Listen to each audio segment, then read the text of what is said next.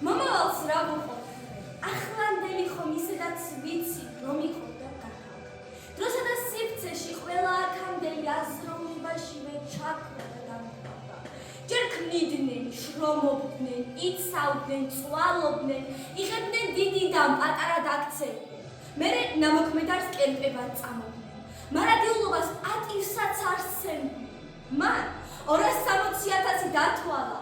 სიმდელე წაიღო სამკალიუდან.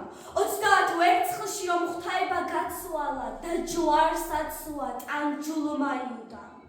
ათ დადგა ცოდნის და სინათლის ეპოქა, როდესაც ერთობა მთლიანში ნათლდება, ვისაც კი ჭკუა და გონება ეყოფა, სიმძრის სიყვარულში ვარსკვლავად ნაცდება.